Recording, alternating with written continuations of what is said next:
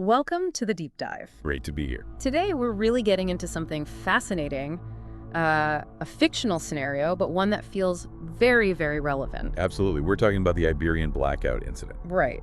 And the idea behind this deep dive, as always, is to cut through the noise for you. We take the source material, unpack it, and give you the key takeaways without you having to sift through everything yourself. It's like your shortcut to getting informed on this specific topic.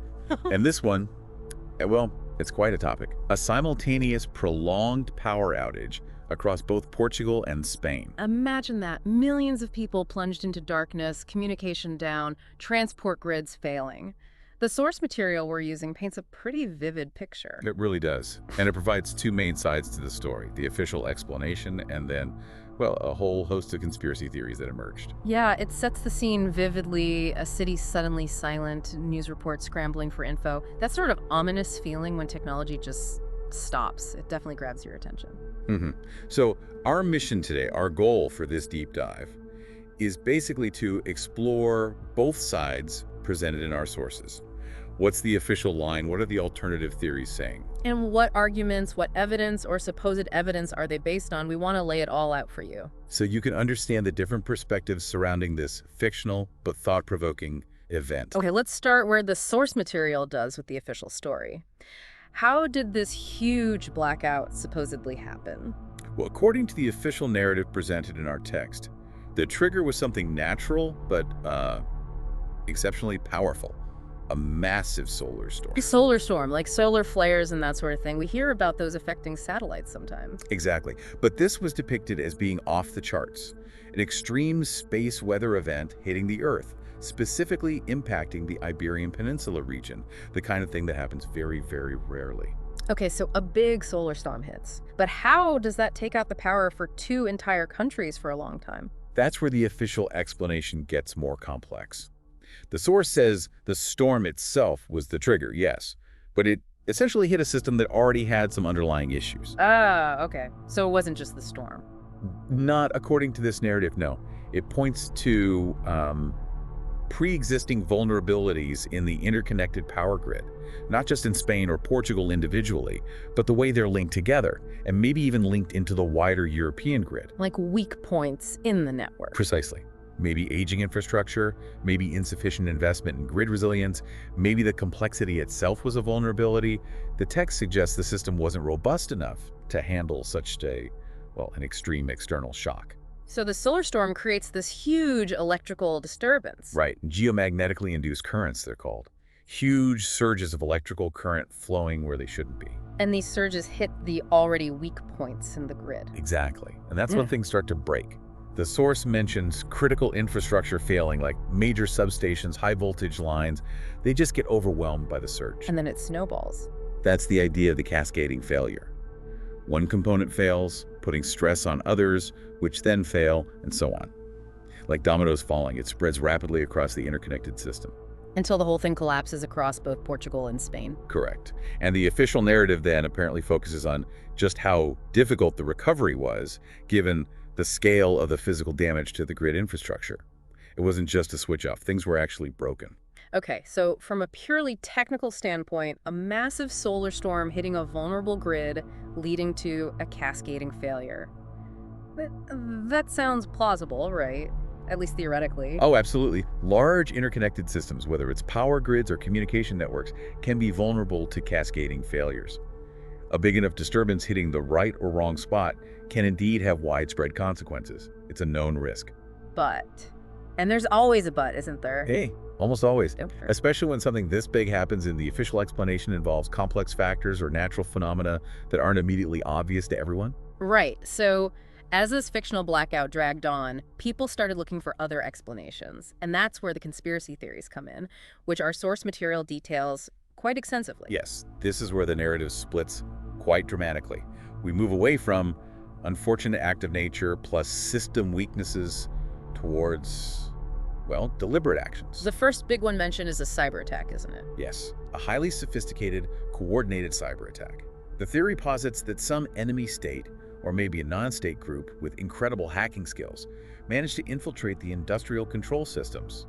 the SCADA systems that manage the power grid. The digital brains of the operation, essentially. Pretty much. And Okay. using malware or maybe exploiting unknown vulnerabilities, they deliberately triggered the shutdown simultaneously across both countries. And we know in the real world that critical infrastructure is a target for cyber attacks. That's not science fiction. Not at all. It's a constant concern for governments and utilities. Yeah. This theory basically scales that threat up massively, suggesting an attack of unprecedented success and coordination. The fact it hit both countries at once would be key evidence for believers in this theory, I suppose. Definitely. They'd argue that Theus suggests coordination, an intelligent attacker, rather than just a random failure spreading. It points away from a purely natural event. Okay, what's the next alternative theory the source mentions? This one's even more dramatic, maybe. An EMP, electromagnetic pulse. Ah, the EMP. Stuff of movies, but also a real phenomenon. It is. The theory here could involve a couple of things. Maybe a nuclear weapon detonated secretly at high altitude over the region.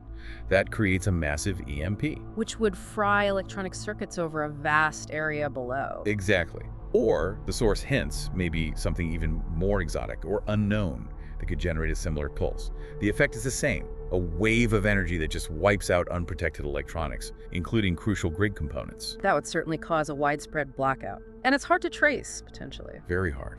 Which makes it appealing as a conspiracy theory, perhaps. No obvious smoking gun. Then there's one that sounds a bit more unusual. Geoengineering sabotage. Yeah, this one taps into anxieties about climate modification technologies. Geoengineering is, the deliberate, large-scale manipulation of the environment. Think cloud seeding, or trying to reflect sunlight. Okay, so how does that cause a blackout? Well, this theory suggests either an experiment went catastrophically wrong, or perhaps the technology was even weaponized somehow, causing unforeseen atmospheric or electrical effects that disrupted the power grid. So less about directly attacking the grid, more about messing with the environment in a way that indirectly takes the grid down. That seems to be the angle, yeah. It plays on the fear of unintended consequences from powerful, poorly understood technologies. Maybe the intention wasn't even malicious, just reckless. Interesting. And the final category of theory sounds like a classic. It is, the hidden agenda theory. Basically, the idea that the blackout wasn't an accident, wasn't a random attack, but a deliberate, orchestrated event by some powerful, shadowy group. A secret cabal, a deep state, maybe a corporation. Someone pulling the strings behind the scenes. Exactly. And the reason they did it could be any number of things, which we'll get into. Yeah. But the core idea is, this was planned. This served someone's purpose. Okay, so we have the official story, solar storm, grid weakness, cascade. And then these alternatives, cyberattack, EMP, geoengineering gone wrong, or a deliberate plot. Quite a range. A very wide range. And crucial to understanding why these alternative theories gain traction, according to the source, is the evidence people point to. Right, the justification. And we should stress, as the source likely implies, that this evidence is often interpreted through the lens of suspicion. It's not necessarily hard proof. Absolutely critical point. Yeah. Conspiracy theories thrive on ambiguity and reinterpreting information. So what kind of evidence gets cited? First off, anomalous data. Meaning? Things like strange energy readings in the grid systems just before the collapse. Maybe unusual seismic activity reported, odd satellite imagery, flickering lights reported in weird patterns, anything that doesn't quite fit the simple solar storm hit-as narrative. Data points that official explanations might dismiss as noise or irrelevant, but which theorists seize on as significant clues. Precisely. Then there's the expert testimony angle. Ah, the whistleblower or the dissenting scientist? Kind of. It might be engineers who worked on the grid saying, the safety system should have prevented this, or scientists questioning the severity of the solar storm data, or even former intelligence officials hinting at darker possibilities. And these voices, even if they're outliers, can lend credibility to the alternative theories. They're often amplified significantly within those communities, yes. Another factor frequently mentioned, geopolitical tensions. So if this fictional blackout happened during a time of, say, increased friction between NATO and Russia, or trade wars, or regional instability, then theorists might connect the dots. They'd say, look, tensions were high. Country X had a motive to destabilize the region. This blackout looks like an attack. It's about timing and context being seen as inherently suspicious. even without direct evidence linking the event to those tensions. Often, yes. The context itself becomes the evidence of motive. Then there's one that always crops up: preparedness drills. You mean like if government agencies had recently run exercises simulating a massive blackout? Exactly. If news emerges that, say, emergency services or the military practiced for a scenario eerily similar to the Iberian Blackout before it happened, people ask questions. Did they know something was coming? Were they planning it themselves? That kind of thing. That's the implication drawn by some, yes. That the drills weren't just routine planning, but specific preparation for an event they anticipated or even intended to trigger. And finally, the source mentions control of information. Always a big one. Any sense that the government or media is downplaying the severity, censoring certain viewpoints, changing their story, or just generally not being transparent. That feeds the narrative of a cover-up. Absolutely. Lack of trust, perceived secrecy, it's fertile ground for conspiracy theories. If people feel they're not getting the straight story, they'll look for alternative ones. Okay, so that's the kind of evidence cited. Now, let's circle back to that hidden agenda theory. If someone did orchestrate this, why? What are the alleged motives discussed in the source material? Well, the source lays out a few potential drivers behind such a drastic action. One major one is geopolitical leverage. Meaning causing chaos in Portugal and Spain to weaken their position, or maybe weaken the EU, allowing another power to gain influence. Exactly. Destabilize a region, create dependency, maybe force political concessions, or even gain access to resources while everyone's distracted. It's using disaster as a political tool. Okay, that makes a certain cold, cynical sense. What else? Economic disruption.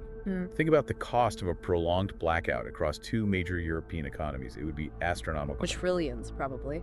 Factories stop, finance halts, supply chains break. Everything grinds to a halt. So the motive here could be to deliberately crash those economies, maybe for rival nations to gain an advantage, or perhaps for shadowy financial players to profit from the chaos, shorting stocks, manipulating markets. Economic warfare, essentially. Yes. Then there's a more dystopian motive. Social control. How so? The idea here is that a major crisis like a blackout is an opportunity for authorities, or those hidden figures, to implement new measures of control over the population. Like emergency powers, surveillance, rationing, testing how people react under extreme duress. Could be. Or maybe even using the crisis to justify rolling out new, more invasive technologies for monitoring or control under the guise of security or resource management. A test bed for societal control mechanisms. That's a chilling thought. And the last one mentioned. The concept of a technological reset. This is maybe the most radical. A reset, like forcing an upgrade. Sort of. The theory suggests the blackout was engineered to deliberately destroy the old energy infrastructure, to force a rapid, maybe pre-planned transition to something new. Like getting rid of fossil fuel reliance overnight by breaking the old system and then rolling out, I don't know, some new energy tech that they control. That's the kind of idea. A forced leap, bypassing normal political and economic processes, wiping the slate clean, technologically speaking, to build something different and perhaps more controllable or profitable for the architects. Wow. Okay, so those are some pretty dramatic potential motives. Geopolitics, money, control, a forced reset. They cover a lot of the classic conspiracy archetypes, really. But now it's really important, as you said earlier, to bring it back to reality, or at least back to the complexities mentioned in the source that argue against these conspiracies or support the official line. Absolutely crucial. While the theories are intriguing, we have to look at the counter-arguments and the inherent nature of these complex systems. The source does emphasize this. First off, the sheer complexity of a modern power grid. These aren't simple circuits. Not even close. They are incredibly intricate, interconnected networks spanning huge areas with countless automated controls, safety systems, and human operators involved. Millions of components. So the idea of a cascading failure, like the official explanation suggests, isn't actually that far-fetched in such a complex system. Not at all. It's a known phenomena. A single fault, if conditions are right or wrong, can genuinely trigger a domino effect that spreads far beyond the initial problem, especially if the system is already under stress, say, from extreme weather, like that powerful solar storm. And the source reminds us not to underestimate natural events, right? Solar storms can be incredibly powerful. Yes, we have historical examples like the Carrington event in 1859, which happened before the modern electrical grid but caused telegraph systems to fail spectacularly. A similar event today could theoretically have devastating effects on our technology-dependent society. So attributing everything to human malice might overlook the sheer power and sometimes the sheer bad luck of nature. It's a definite possibility that needs to be considered. Plus, think about the difficulty of pulling off one of these conspiracies perfectly. You mean like the Cyberattack or the EMP? Yes. To simultaneously disable the entire grid of two countries in a coordinated way without leaving any unambiguous forensic evidence, that would be extraordinarily difficult. You'd need incredible skill, perfect timing, and likely involve many people, increasing the risk of leaks or mistakes. Exactly. The more complex the plot, the more potential points of failure. And keeping something that huge completely secret afterwards. Also incredibly challenging. Think of the number of engineers, investigators, and governments who would be poring over the data. Someone, somewhere would likely find a trace. Yeah, you'd think so. It's hard to commit the perfect crime on that scale. And then there's the risk for the perpetrators themselves. What do you mean? Well, causing a blackout like this isn't surgical. The economic and social chaos would be immense and unpredictable. It could easily spiral out of control and harm the interests of the very people who supposedly orchestrated it. Right, the blowback could be massive, like starting a fire that burns down your own house, too. Precisely. The potential for unintended consequences and self-harm is enormous, which might act as a deterrent against such a risky gamble, regardless of the potential gains. So, while the conspiracies offer neat, often sinister explanations, the reality of grid failures is often messy, complex, and sometimes just down to a combination of system fragility and a major external shock, be it natural or otherwise. That seems to be the balance the source material presents. It lays out the official view, explores the compelling alternative theories, but also brings in the technical realities and inherent difficulties. Dived into this fictional Iberian Blackout incident. What are the main things you, the listener, should take away from this exploration? Well, firstly, I think the core story, even fictional, hammers home just how incredibly dependent our modern societies are on electricity and the complex technological systems that deliver it. We often take it completely for granted until it's gone. Totally. And secondly, it highlights the inherent vulnerabilities in these systems. They can be disrupted, whether by extreme natural events like solar storms, by technical failures cascading through the network, or yes, potentially by malicious actors through things like cyber attacks. So it's a reminder that resilience is crucial, and these threats are real, even if the specific incident is fictional. Exactly. And the third key takeaway, I think, is about how we respond to uncertainty and crisis. When something huge and unexplained happens, like a massive blackout, it creates an information vacuum. And conspiracy theories rush in to fill that vacuum. They often do. They provide explanations, assign blame, and create a narrative that can feel more satisfying, perhaps, than a complex, messy, or even random technical explanation. It highlights that tension between wanting clear, simple answers, often involving villains and heroes, and the reality that major system failures can be due to a confluence of factors, some natural, some technical, some perhaps even human error, without a grand conspiracy behind it all. Right. The desire for a clear narrative versus the complexity of reality. So this fictional blackout, the Iberian Blackout incident, it really serves as a powerful case study, doesn't it? A way to think about our reliance on fragile networks. It absolutely does. Yeah. And it leaves us and you with a really interesting final thought to mull over, I think.